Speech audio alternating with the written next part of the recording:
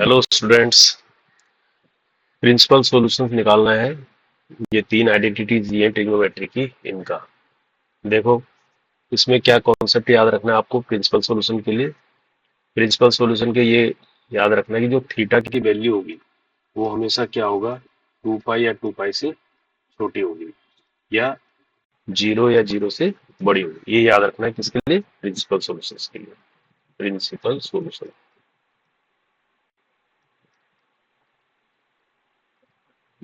Solutions का concept है ये। ठीक है, ये कॉन्सेप्ट याद रखना है अपने को, है ना। अब देखो, हम पहला क्वेश्चन करते हैं। पहला क्वेश्चन में दिया है cos theta is equal to 1/2। अब देखो, सबसे पहले ये समझ लो थोड़ा, ये फर्स्ट क्वाड्रेंट में क्या होता है, सारी आइडेंटिटीज क्या होती हैं, ऑल आइडेंटिटीज आर पॉजिटिव। और सेकंड क्वाड्रेंट में क्या होता है, साइन एंड कोसेक क्या होती है, पॉजिटिव होते हैं। और थर्ड आइडेंटिटी में क्या होता है, थर्ड क्वाड्रेंट में टेन एंड कोट क्या होते हैं, पॉजिटिव होते हैं। और फोर्थ क्वाड्रेंट, फोर्थ में क्या होता है, कोस एंड सेक क्या होते हैं, पॉजिटिव होते हैं। ठीक है, ये पता लग गया। और ये अगर जीरो है तो एंटी क्लॉकवाइज ये पाई, ये कितना हो जाएगा, सॉरी, ये पाई/2, ये पाई, ये 3 पाई/2, और दोबारा यहाँ पर क्या हो गया, 2 पाई हो गया। तो ये एंटी क्लॉकवाइज ऐसे पाई/2 के डिफरेंस में चारों क्वाड्रेंट चलते हैं। ठीक है, अब है देखो कोस थीटा हमारा कहाँ आएगा। फर्स्ट क्वेश्चन में कोस थीटा कहाँ पर पॉजिटिव, पॉजिटिव वैल्यू है ना। कोस थीटा कहाँ कहाँ पॉजिटिव होगा, एक तो फर्स्ट में होगा ही होगा, है ना, और दूसरा फोर्थ में होगा, है ना। तो कहाँ होगा, first quadrant and fourth quadrant में पॉजिटिव हो रहा है हमारे पास कोस थीटा। ठीक है, तो हम इसमें देखेंगे फर्स्ट क्वाड्रेंट में क्या देखेंगे, इसको 1/2 की वैल्यू क्या होती है वैसे, कोस पाई/3। ये क्या होता है, 1/2। ये तो फर्स्ट क्वाड्रेंट में आता है ना, पाई/3 यानी 60 डिग्री आता है इसमें। और दूसरा कहाँ आएगा इसका, फोर्थ क्वाड्रेंट में। अब फोर्थ क्वाड्रेंट में क्या है, 2 पाई से नीचे, 2 पाई और इसके बीच में है ना, तो इसको हम ऐसे लिख सकते हैं, कोस 2 पाई माइनस पाई/3, है ना। तो ये क्या होगा, ये भी 1/2 पॉजिटिव आएगा।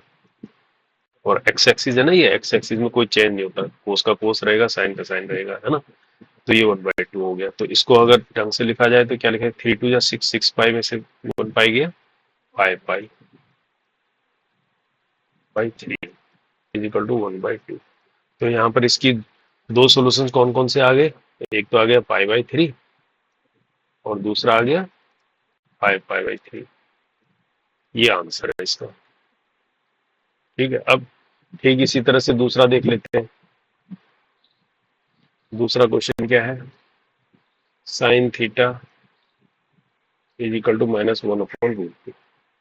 देखो, इसमें साइन की वैल्यू माइनस है, माइनस आ रही है ना, तो साइन कहाँ कहाँ पॉजिटिव होगा, यहाँ पॉजिटिव होगा फर्स्ट सेकंड में और फर्स्ट में पॉजिटिव, यानी थर्ड और फोर्थ, कहने का मतलब थर्ड और फोर्थ में चेक करेंगे हम, थर्ड एंड फोर्थ में साइन की वैल्यू को चेक करेंगे।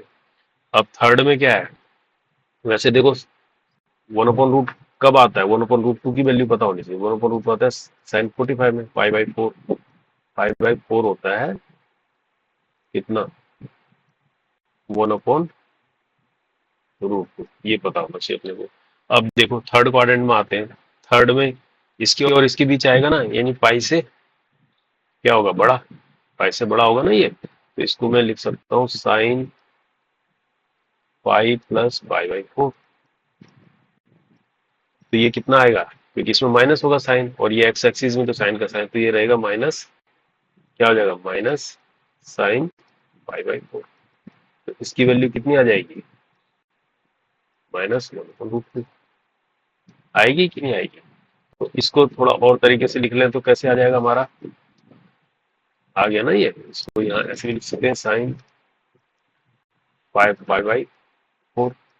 तो 5 पाई/4 की वैल्यू क्या आएगी, -1/√2 आएगी। और कब आ सकती है, और कहाँ पर होगा साइन नेगेटिव, इसमें होगा फोर्थ में।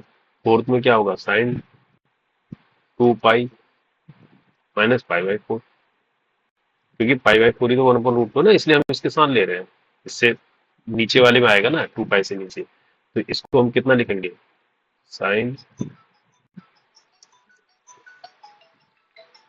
4 टू जा 6, 6 में से 1 गया, कितना हो गया 5 पाई,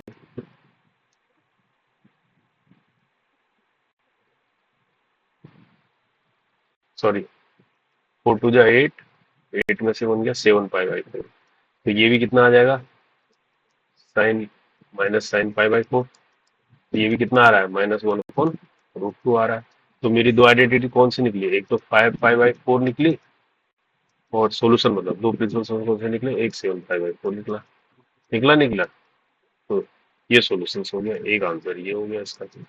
अब मान लीजिए इसमें आते हैं कोड थीटा में, कोड थीटा भी करके देख लेते हैं, है ना।